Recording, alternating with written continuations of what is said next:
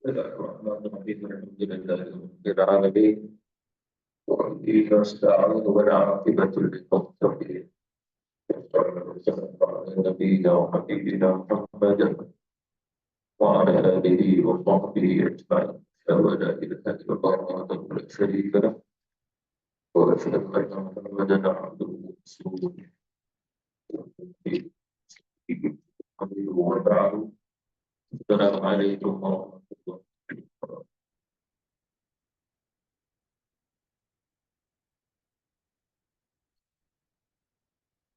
Kembali kepada firman Allah Subhanahu wa taala yang mana belum selesai sampai kepada kalimah minhum muhtadi wa minhum wa katsirun minhum fasiqun. Pada ayat yang ke-26 surah Al-Hajj atau surah 541. A'udzu billahi minasy syaithanir rajim. Bismillahirrahmanirrahim. ولقد أرسلنا نوحا وإبراهيم وجعلنا في ذريتهما النبوة والكتاب فمنهم مهتد وكثير منهم فاسقون. صدق الله العظيم. Kita lihat dulu ayat ini untuk kita selesaikan tafsiran. Dan sesungguhnya kami telah mengutus akan Nuh dan juga Ibrahim, dan kami jadikan pada keturunan keduanya itu para nabi dan juga kitab yang diturunkan juga sebagai daripada mereka itu akan kitab. Faminhum muhtadin, maka ada di antara mereka itu yang mana diberinya petunjuk ataupun berolehnya petunjuk. Wa katsirun minhum fasiqun, dan sebahagian banyak daripada mereka ataupun kebanyakan mereka itu keluar daripada petunjuk. Apabila dikaitkan dengan keluar pada petunjuk, maka muncullah sifat fasik. Fasik itu maknanya di dalam jiwanya nantinya tidak ada iman kepada Allah Subhanahu wa ta'ala. Jadi akidah Ahlussunnah wal Jamaah katakan bahawa para Rasul Allah Subhanahu wa ta'ala itu ada dua. Yang pertama para Rasul, yang mana dia juga adalah Nabi. Yang kedua adalah para Rasul yang bukan Nabi, terus diutus sebagai Rasul. Yang tiga hanya para Nabi, dia bukan Rasul. Itu kata ulama akidah Ahlussunnah wal Jamaah. Cuma perbezaan antara Rasul dengan Nabi itu adalah pada ar-risalah. Maknanya datang Jibril alaihi salatu wassalam beri wahyu. Disebut sebagai Ruhul Qudus. Itu Jibril alaihi salatu wassalam. Lalu sekiranya dia sekadar seorang Nabi, maka tidak diperintah untuk menyampaikannya sehingga diperintah. Walaupun begitu kata ulama akidah Ahlussunnah wal Jamaah, para Nabi yang tidak menjadi Rasul, dia diberi wahyu dan tidak wajib baginya untuk menyampaikan wahyu tersebut. Dan wahyu itu adalah disebut ar-risalah. Tidak wajib baginya. Walaupun itu sekiranya Allah Subhanahu wa ta'ala perintah untuk menyampaikannya, tetap kedudukannya sebagai seorang Nabi juga. Mengapa agaknya? Sebab dia perlu bersyariatkan dengan syariat para Rasul yang diutus oleh Allah Subhanahu wa ta'ala. Itu yang pertama. Yang kedua, tidak ada pula di antara para Nabi yang Allah Subhanahu wa ta'ala perintah untuk sampaikan sesuatu sama ada kepada umatnya, kaumnya, ataupun sesiapa di antara mereka. Lalu ulama kita ditanya mengapa Allah Subhanahu wa ta'ala mengutus para Nabi, tetapi mereka tidak diperintah untuk dakwah. Maknanya tidak wajib. Itu sehingga Allah perintah. Lalu kata ulama-ulama kita, sesungguhnya Allah Subhanahu wa ta'ala mengutus para Nabi kerana ada hubungan khususnya Allah dengan Nabi tersebut. Dan tidak ada kaitan selain pada mereka. Jadi maksudnya di sini adalah perintah-perintah Allah Subhanahu wa ta'ala ada pada para Nabi Allah Subhanahu wa ta'ala, walaupun perintah tersebut tidak diperintahkan pula untuk menyampaikan kepada sesiapa pun di antara manusia. Jadi ulama kita menjawab bahawasanya para Nabi Allah Subhanahu Wa Taala itu diberi perintah, diberi wahyu, diberi ar-risalah, tetapi itu adalah hubungan khususiah antaranya Rasul, antaranya Allah dengan yang Nabi itu. Kemudian pula adalah Rasul yang bertaraf juga Nabi. Dia ada dua di sini. Yang pertama, oleh kerana dia seorang Rasul, maka ar-risalah dan juga wahyu wajib disampaikan. Diperintah oleh Allah Subhanahu Wa Taala untuk sampaikan kepada kaumnya, umatnya, kerana Rasul itu membawa syariat. Akan tetapi Rasul juga ada di antara mereka adalah Nabi, maka ada pengkhususan wahyu yang Allah Subhanahu Wa Taala beri kepada dia, yang ini tidak wajib untuk disampaikan kepada sesiapa. Kaedah dia itu. Yang ketiga adalah dia adalah Rasul. Terus menyampaikan dengan apa yang Allah Subhanahu Wa Taala perintahkan, tanpa Allah Subhanahu Wa Taala mengutus dia sebagai seorang nabi. Jadi di sini kata ulama akidah dari sunnah wal jamaah ada tiga. Oleh kerana itulah seperti mana Nabi Idris alaihi salatu wassalam. Itu salah satu dalil kata ulama-ulama bahawasanya Nabi Idris alaihi salatu wassalam seorang rasul. Cuma kenabian yang itu dikhilafkan oleh ulama-ulama kita. Itu. Apa maksudnya di sini? Yang inilah berkaitan dia adakah menyampaikan risalah atau tidak. Tetapi Rasul di situ adalah dia menyampaikannya. Tapi dengan apa yang disampaikan itu tidak sama seperti mana satu dakwatul Islamiyah. Oleh kerana itulah ulama akidah dari sunnah wal jamaah mengatakan Nabi Rasul yang pertama yang bangun betul-betul dakwah menyampaikan risalah adalah Nabi Nuh alaihi salatu wasallam. Itu disebut juga oleh Allah Subhanahu Wa Taala dalam Quran, inna awhayna ila Nuhan, kami telah mewahyukan kepada Nuh. Dan Allah Subhanahu Wa Taala pun sebut dalam kisah surah Nuh tentang dakwahnya kepada kaumnya, kepada umat dia. Jadi oleh kerana itulah Nabi Nuh alaihi salam sebagai nabi rasul yang pertama yang dakwah kepada kaumnya, tidak seperti mana Nabi Idris alaihi salatu wassalam. Sebagian lagi kata ulama-ulama kita bahawa Nabi Idris alaihi wassalam kenabiannya itu jauh lebih besar berbandingnya kerasulannya. Oleh kerana itulah tentang cerita dakwah Nabi Idris alaihi wassalam itu tidak sama dengan dakwahnya para Rasulullah Subhanahu Wa Taala yang baik. Ceritanya ada, tapi kecil saja, sedikit saja. Sebagai ulama akidah dan sunnah wal jamaah mengatakan kerana kenabian itu jauh lebih besar. Ada hubungan khusus dengan Allah Subhanahu Wa Taala.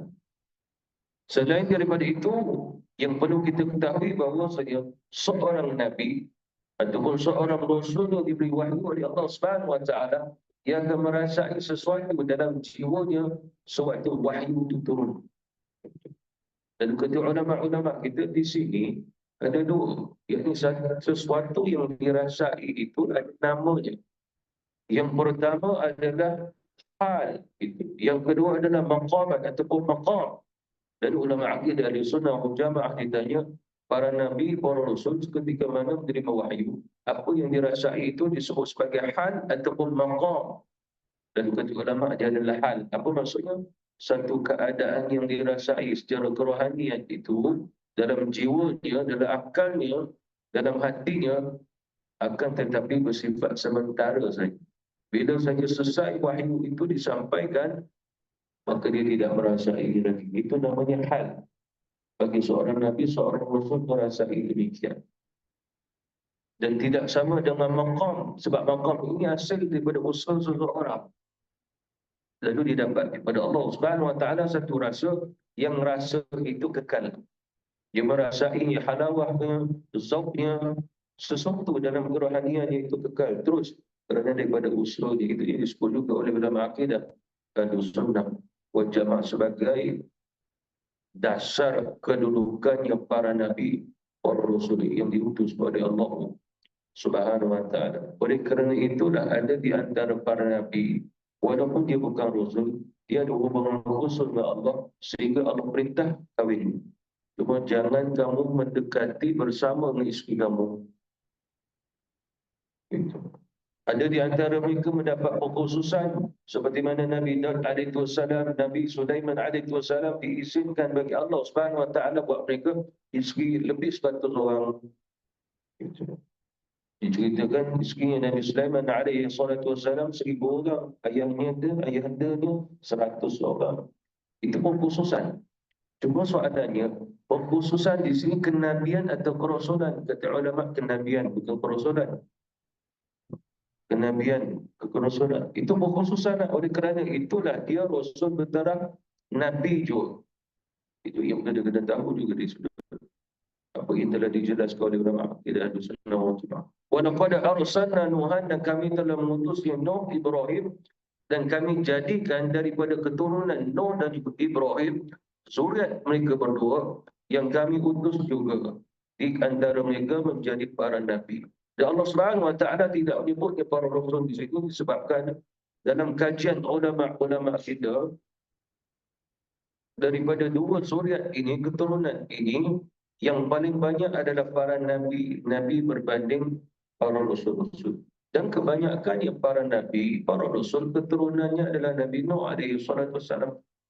Dan begitu juga keturunannya Bani Israel adalah Nabi Ibrahim alaihi salam, iaitulah anaknya Nabi Ishaq. Sebelumnya Nabi Yaqub bin Ishaq bin Ibrahim. Yang Arabi seorang saja warisannya Rasulullah sallallahu alaihi wasallam, iaitulah Ismail bin Ibrahim. Jadi Nabi Ismail alaihi salatu wassalam inilah daripada keturunannya dah keluarnya Qahtani, beberapa lagi lah di kalangan orang-orang Arab, sehinggalah sampai ke keturunan baginda Rasulullah sallallahu alaihi wasallam. Jadi ini semua kembali kepada an-nubuwah wal kitab. Yang dimasukkan kitab di sini bukan semua disebabkan para nabi Allah Subhanahu wa taala, bukan semua di antara mereka diberinya kitab, melainkan yang diberi kitab yang bertaraf rasul saja. Kecuali kata ulama di antara mereka diberi suhuf. Seperti mana Nabi Adam alaihi salatu wasalam, dia nabi bertaraf rasul. Tapi Allah Subhanahu wa taala tidak beri kitab, berikan suhuf. Sebagian ulama mengatakan ada 10 suhuf yang Allah beri kepada Nabi Adam. Kemudian dia memiliki seorang anak yang bernama Fit alaihi salatu wasalam. Dia bukan rasul, dia nabi. Allah Subhanahu wa taala beri dia 30 suhuf. Begitu juga Nabi Idris alaihi wasallam 10 suhuf, sebagai ulama kata 30 suhuf. Cuma kata ulama sekiranya suhuf ini terpelihara, maka dia menjadi kitab, tapi tidak dipelihara. Allah Subhanahu wa taala tidak mengendaki terpeliharanya suhuf ini, sehingga diturunkan yang 4 kitab. Daripada 4 kitab yang Allah Subhanahu wa taala memeliharanya, kitab mukjizat, itulah Al-Quran. Jadi disebabkan Taurat, Injil, Zabur bukan kitab mukjizat, dia kitab wahyu, risalah yang adanya syariat, tapi bukannya mukjizat. Quran saja adalah mukjizat. Kenapa kali Quran mukjizat? Quran turun itu pada unsur melalui qiraah baca. Jibril alaihi salam diturun kepada Nabi Musa, dia bagi kitab Taurat ataupun dalam bentuk batu. Satu hari itu seluruh Taurat dalam batu. Begitu juga Injil, begitu juga Zabur, maknanya sekali turun. Tapi Quran dikatakan mukjizat sebab Rasulullah SAW terimanya. Ada kalanya datang Jibril alaihi salatu wasalam, Nabi tidak nampak, tapi Quran masuk dalam hati Nabi melalui Jibril. Ada kalanya Jibril alaihi salatu wasalam datang menyerupai laki-laki, lalu dia bacakan Quran pada baginda Rasulullah SAW. Ada kalanya Jibril alaihi wasalam datang, dia tak baca Quran, dia mengajar agama. Para sahabat pun dengar. Tapi sahabat Rasulullah sekadar mendengar tapi tak faham juga. Nabi kena jelaskan apa yang Jibril alaihi wasallam sampaikan. Dan ini dalam beberapa keadaan yang dilalui oleh baginda Rasulullah sallallahu alaihi wasallam. Dan sebagian lagi kata ulama, mengapa Allah menyebut kitab walaupun Nabi itu tidak diturunkan kitab, Rasul ini pun tidak diturunkan kitab, kerana dikatakan syariat. Seperti mana contoh Nabi Zulkifli, Ilyas, itu semua adalah nabi-nabi Bani Israel yang bertaraf rasul.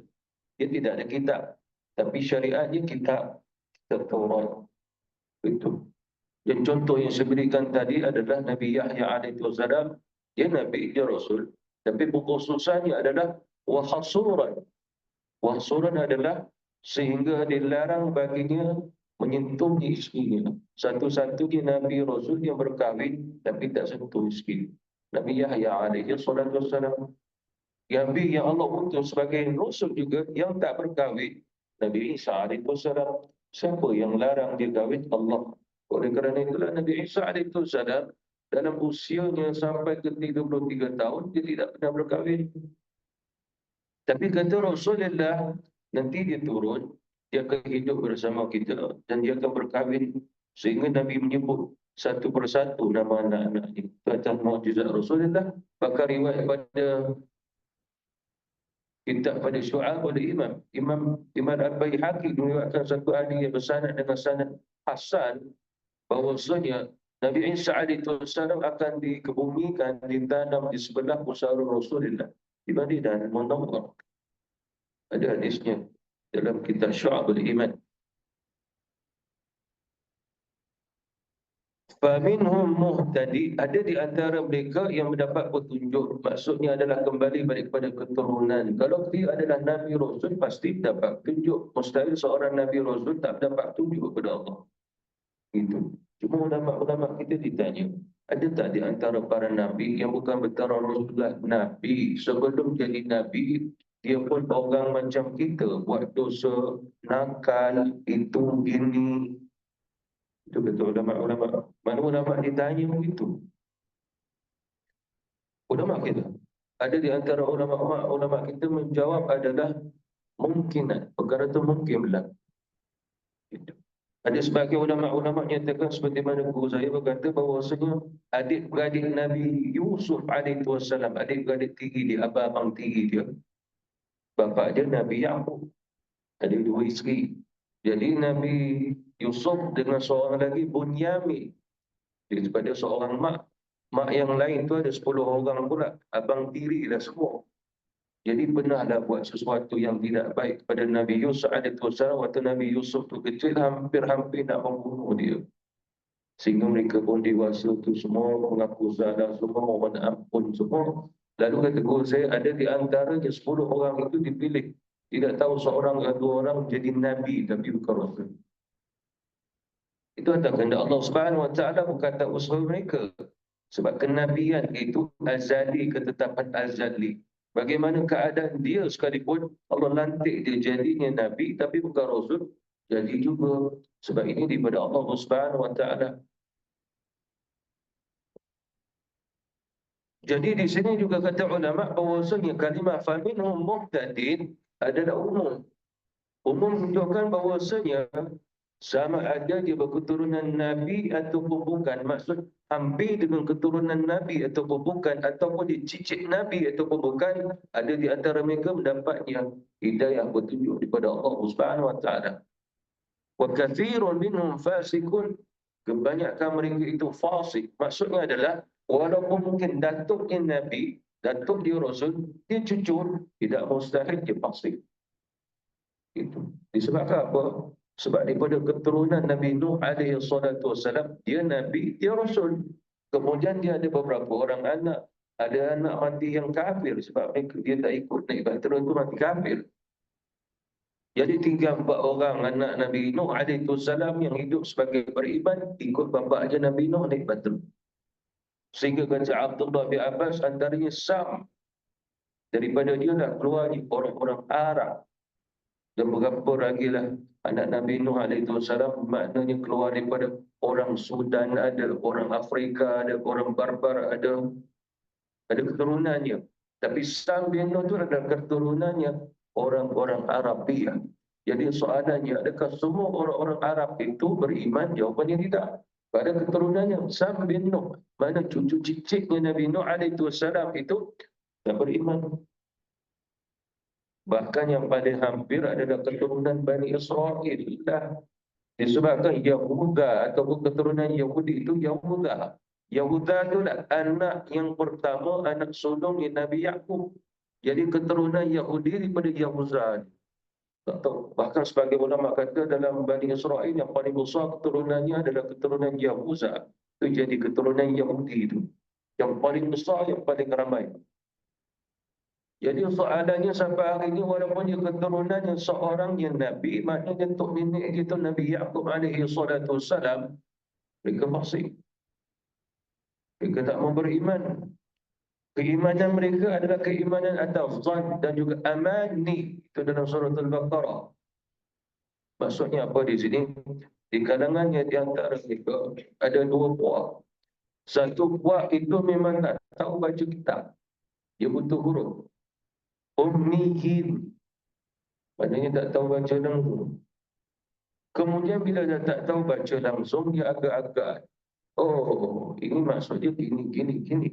Padahal dia tak tahu baca. Siapa? Lalu oleh kerana itulah dasarnya agama Yahudi yang ini. Itu yang pertama. Dasarnya yang kedua pula adalah mereka tahu baca. Tapi mereka itu mengubah. Mereka menulis. Allah Subhanahu Wa Taala kata celakalah mereka itu disebabkan mereka tulis kitab tu dengan tangan mereka, biaidihim. Mengubah kitab pun dah diberi laknat oleh Allah Subhanahu Wa Taala. Tapi dalam ayat ni Allah sebut apa? Dengan tangan mereka. Kenapa Allah menyatakan tangan itu tulis dengan tangan untuk mensabitkan bahawasanya seperti mana contoh seorang pemimpin negara dia tak menulis surat. Dia perintah surat ditulis, disebarkan. Lalu yang tulis itu siapa? Pegawai dia. Tapi bila pegawai dia tulis, tetap dia akan kata, bukankah aku dah tulis satu surat dan sebarkan kepada kamu? Pada hakikatnya bukan tangan dia yang tulis, tangan pegawai dia. Tapi dalam surah Al-Baqarah, Allah Subhanahu Wa Taala menyebut dengan tangan-tangan mereka. Kenapa? Memang tangan dia sendiri, bukannya utusan orang lain. Jadi dua golongan ni orang-orang Yahudi. Lalu itu adalah contoh yang paling mudah untuk kita ambil. Wa katsirun minhum fasiqun. Bahkan bukan sekadar di kalangan keturunan Bani Israel. Itu keturunan yang Romawi, keturunan yang Parsi, semua keturunan para Nabi Rasul itu. Itu yang perlu kita ketahui. Sebab apa? Parsi, Romawi, dari Yunani tok nenek dia sampai ke Nabi Nuh alaihi salatu wassalam. Bukan sekadar itu. Fir'aun itu nama dia, Fir'aun itu adalah nama dia bin Nuh alaihi salatu wassalam. Keturunan Nabi Nuh alaihi salatu wassalam. Bahkan istilah Nuh bin sampai Nabi Adam alaihi salatu wassalam. Jadi maksudnya apa? Pada Allah Subhanahu Wa Taala menyatakan di sini di sudut akidah mengajar kita semua atas ketentuan Allah Subhanahu Wa Taala atas ilmunya. Dan siapa yang disesatkan oleh Allah Subhanahu Wa Taala itu disebut oleh ulama-ulama kita. Walaupun kita ulama kita khilaf tentang wa katsirun minhum fasiqun. Ulama kita khilaf. Ada sebagai ulama mengatakan wa katsirun minhum fasiqun itu khusus orang kafir saja yang tak beriman, yang syirik, yang kufur, yang kafir itu. Sebagai ulama kata fasiqun itu boleh jadi umum termasuk orang Islam yang fasik. Itu juga ditafsirkan oleh ulama-ulama. Tetapi perkara ini kata ulama adalah khilaf.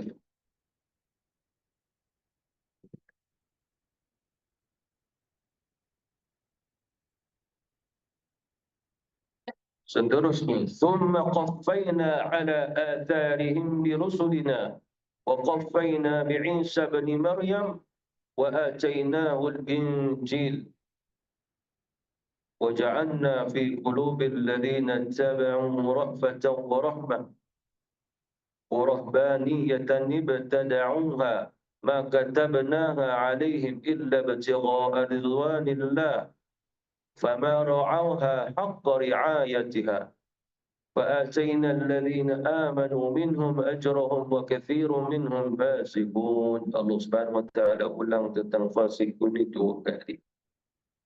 Sebentar.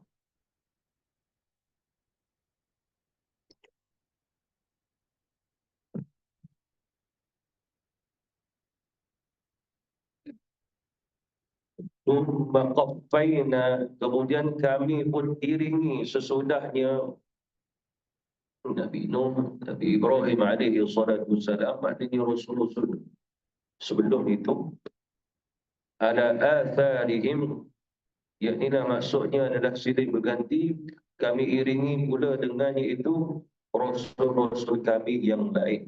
pada kemudiannya setelah diutus Nabi Nuh dan juga Nabi Ibrahim alaihi wassalam.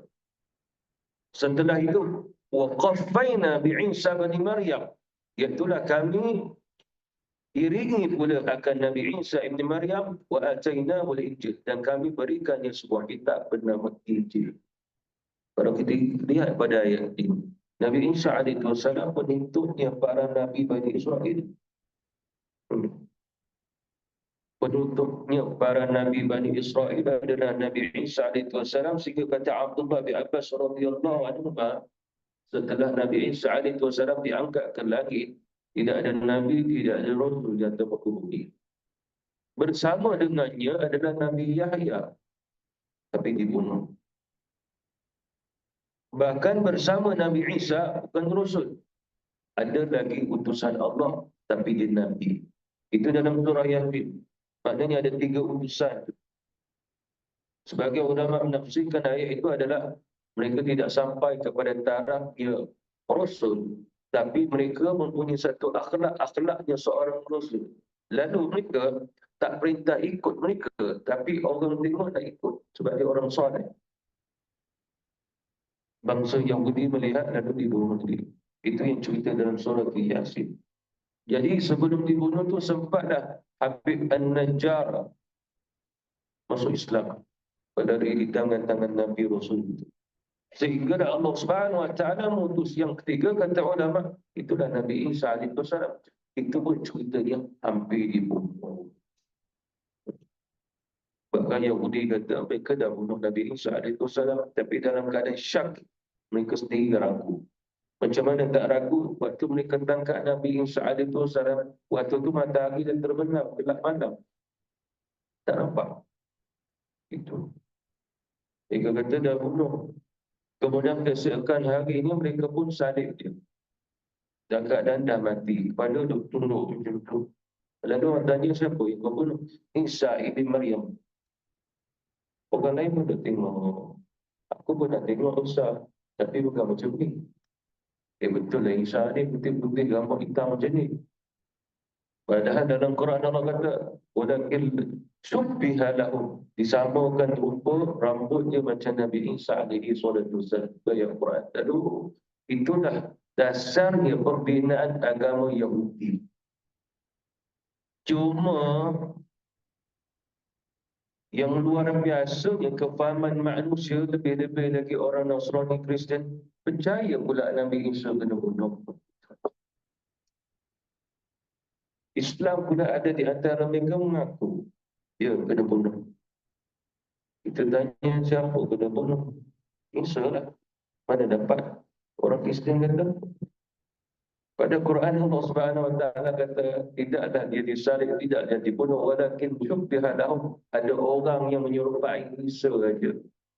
Itu ceritanya nanti insya-Allah mungkin kita akan sampai. Cuma Allah Subhanahu Wa Taala mengkaitkan tentang kisah Nabi Isa alaihi wasallam di sini, utusannya sebagai nabi dan juga rasul walaupun tak lama. Hampir 3 tahun Nabi Isa alaihi wasallam diutus menjadi nabi rasul.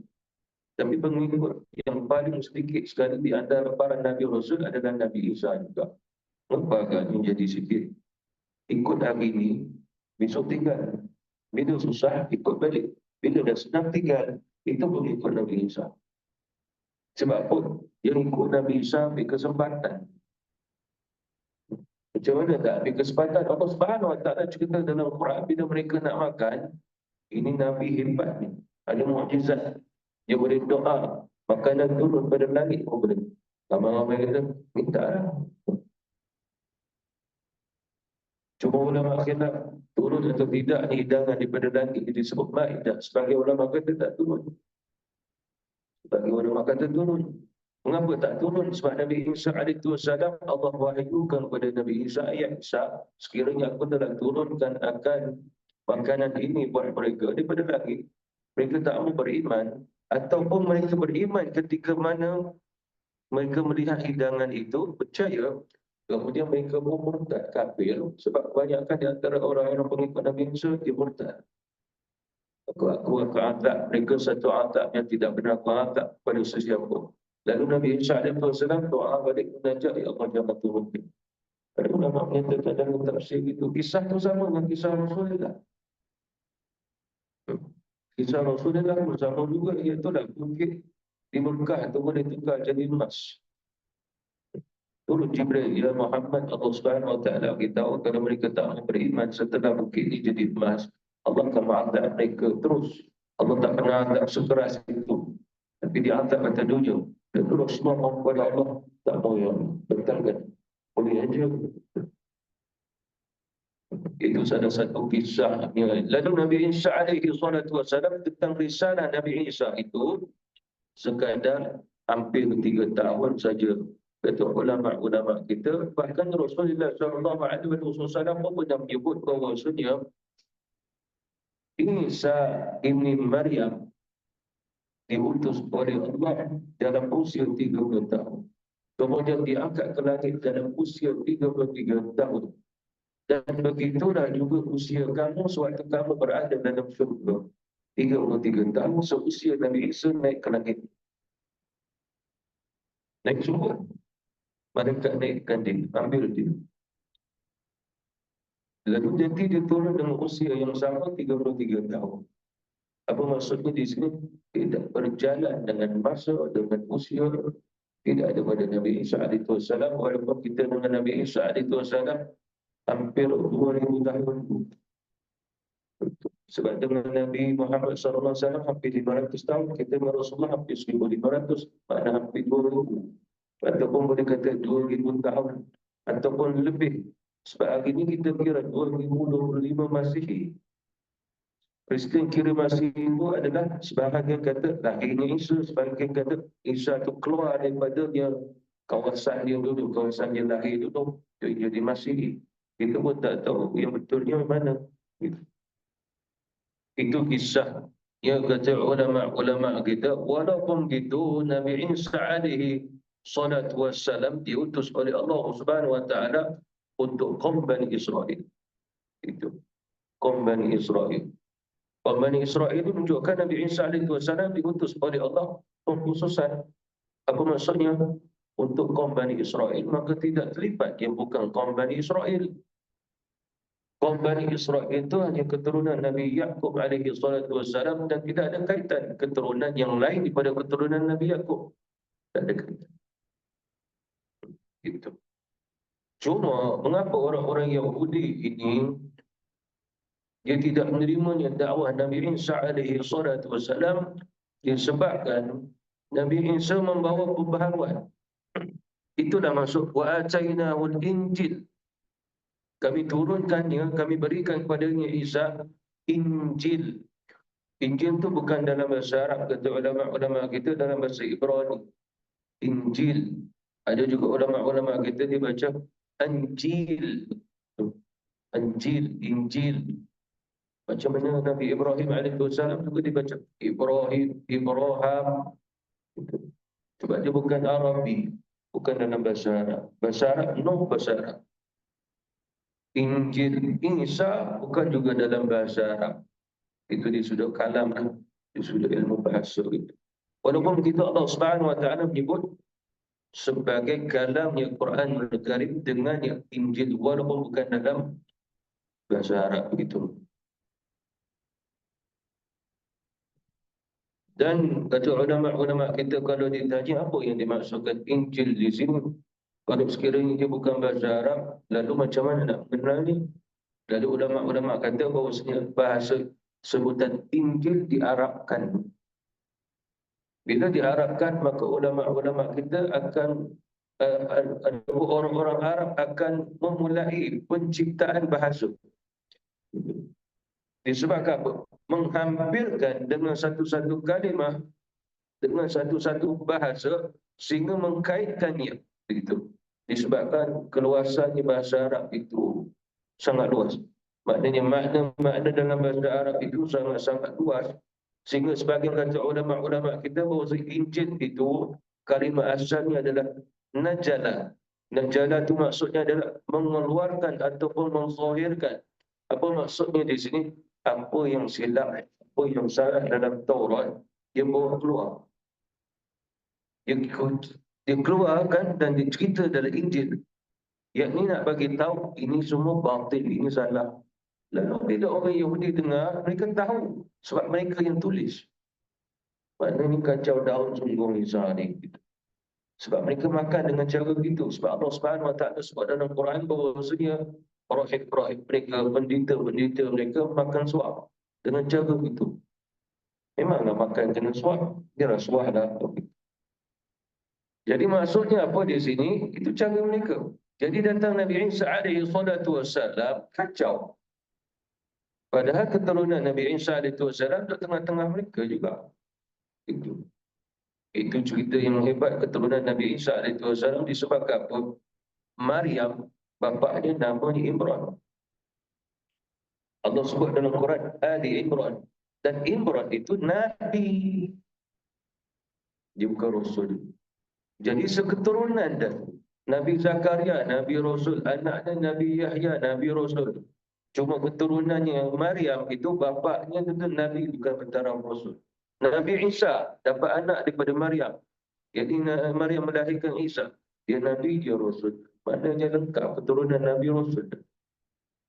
Tetapi Yahudi tolak juga. Apa maksudnya Yahudi tolak? Oleh kerana itulah dia menamakan diri mereka Nahnu abna'ullah. Kami ni anak-anak Allah. Bukannya anak di sudut benih. Maksud anak adalah kami lebih unggul daripadanya keturunan Nabi dan juga Rasul yang ada bersama kami. Itu Nahnu abna'ullah. Lalu mereka melihat Isa, itu Nabi Rasul, Allah. Tapi kami anak. Kami lebih tinggi. Itulah bila saja Allah Subhanahu Wa Taala mengutus para nabi rasul untuk Bani Israel, lalu mereka wa yaqtuluna al-anbiya bighairi al-haq, mereka bunuh para nabi-nabi dan juga rasul-rasul. Bahkan inilah dalil kata ulama-ulama kita bahawa ada di antara para nabi-nabi puluh ribu jumlahnya, dia nabi bukan rasul. Tapi Allah Subhanahu Wa Taala perintah, aku utus kamu bagi tahu kepada kaum kamu Bani Israel bahawasanya apa yang disyariatkan oleh Nabi Musa betul, dan membangun yang mereka kena ikut, sampaikan kepada mereka. Lalu maksudnya ini bukan rasul, ini Nabi. Cuma diperintah bagi tahu yang itu je. Dia tabligh juga, sampaikan. Dan sampaikan pendek je, bagi tahu yang itu, patut kena pun. Bahkan kata Abdullah bin Abbas radhiyallahu anhu, jumlah para nabi-nabi Bani Israel yang Allah utus di tengah-tengah mereka itu dalam beberapa zaman itu 70,000 orang. 70,000 orang tu jugalah kata Abdullah bin Abbas pernah satu pagi dihimpunkan beribu-ribu jumlah nabi-nabi lalu dibunuh pagi itu. Allah sebut wa yaqtuluna an-nabiyina bighairi al-haq. Allah bertanya, sekiranya kamu anak Allah, kamu mulia, tapi mengapa kamu bunuh para nabi-nabi yang Allah utus? Mereka mesti ada boleh nak jawab. Mereka kata mereka ada kedudukan di sisi Allah Subhanahu Wa Taala, dan Allah tanya, kalau begitu mengapa kamu bunuh para nabi? Sebab orang yang ada hubungan dengan Allah, dia hampir dengan Allah, mustahil Allah bagi tahu bunuh para nabi-nabi. Lalu Allah tak pernah memerintahkan mereka bunuh para nabi-nabi. Jadi itulah sebenarnya yang Allah Subhanahu Wa Taala perintah Nabi Isa sampaikan kepada mereka melalui kitab Injil. Tetapi dengan itu juga menyebabkan mereka semakin bongkak dan sombong sehingga apa yang mereka buat, cari Nabi Isa untuk dibunuh. Dan apa saja yang ditinggalkan oleh Nabi Isa ditulislah oleh orang yang ikut Nabi Isa itu, tulis-tulis. Yahudi pergi cari, bakar. Apa yang ditulis, dapat bakar. Oleh kerana itulah kata ulama, bila dikaitkan jumpa bakar, maka tidak ada jadi satu kitab tu. Tidak ada. Melainkan di antara mereka itu lari. Sampaikan dengan apa yang disampaikan oleh Nabi Isa alaihi salatu wassalam, sebab Nabi Isa dah naik ke langit. Jadi orang yang dengar, hafal. Kemudian orang yang dengar ni pun pergi lari di tempat lain. Sebab apa? Barang siapa yang menyimpan dengan apa yang disampaikan oleh Isa, dia akan dibunuh. Lagi sampai ke satu tempat jadilah rahim. Apa maksud rahim? Mana tak ada bermasyarakat, tak ada nak cari perempuan, nak berkahwin, duduk seorang-seorang, jaga apa? Jaga Injil. Itu yang nanti kita akan sampai di mana di antara mereka itu ada yang jadinya rahim. Tapi Rasulullah mengatakan umat itu tak boleh jadi rahim. Dia kena bermasyarakat. Sebab rahim ni tak bermasyarakat dah. Itu. Dan rahim ini adalah tidak bermasyarakat, tapi mereka jaga agama mereka, iman mereka kerana Allah. Tapi Allah tak perintah. Dalam Quran Allah Subhanahu Wa Taala sebut Allah tak perintah mereka berbuat demikian, tapi mereka melakukannya. Dengan itulah maka terjaga dan sedikit sebanyak dengan apa yang disampaikan oleh Nabi Isa alaihi salatu wassalam. Itu kata ulama kita. وَجَعَلْنَا فِي قُلُوبِ الَّذِينَ اتَّبَعُوهُ رَأْفَةً وَرَحْمَةً. Dan kami jadikan juga, maknanya jadikan di sini Allah Subhanahu Wa Taala curahkan, yaknilah dalam hati mereka itu, siapa yang mengikuti Nabi Isa alaihi wasallam saja, perasaannya ra'fah, iaitulah lemah lembut daripada hati mereka, warahmah, dan juga adalah kasih sayang. Dan tidak lain melainkan ini semua adalah apa yang dibawa oleh Nabi Isa alaihi wasallam sehingga mereka mengikutnya. Ini ulama akidah dan sunnah wal jamaah menamakan Isaiyun. Apa maksud pengikut setia Nabi Isa disebut Isaiyun. Sehinggalah sampai hari ini pengikut Isaiyun yang macam tu masih ada. Cuma masalah mereka tu agak sukar untuk beriman dengan Nabi Muhammad. Tapi gerakan mereka Isaiyun. Apa maksudnya? Mereka lah yang jaga Nabi Isa tu Ruhullah. Dia Nabi, dia Rasul, mak dia Maryam.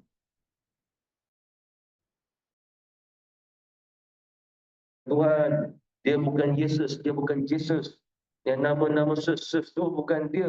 Dia Isa ibn Maryam, Ruhullah. Ini Isaiyun namanya.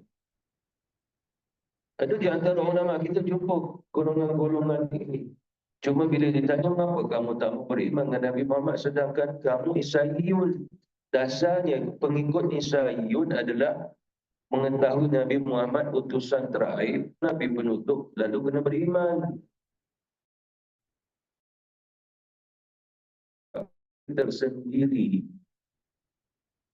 Tersendiri ini yang jadi masalah. Sebab apa? Mereka itu adalah orang-orang yang ikut syariat Nabi Isa alaihi salatu wasalam, kerana mereka ada zikir, mereka ada solat, mereka ada puasa, mereka pun ada tasawuf juga. Tetapi masalahnya nak pergi ke Nabi Muhammad tu mereka berat, tapi mereka percaya tu Nabi utusan terakhir. Nak pergi beriman, maksudnya nak jadi Islam tu mereka berat. Itu disebut Isaiyun. Mengapa jadi Isaiyun? Pengikut-pengikut yang mana menjadi pengikut sampai hari ini. Orang ni masih ada lagi Isaiyun. InsyaAllah nanti kita sambung habiskan pada ayat yang ke-20. Wabillahi taufiq wal hidayah. Wassalamualaikum warahmatullahi wabarakatuh.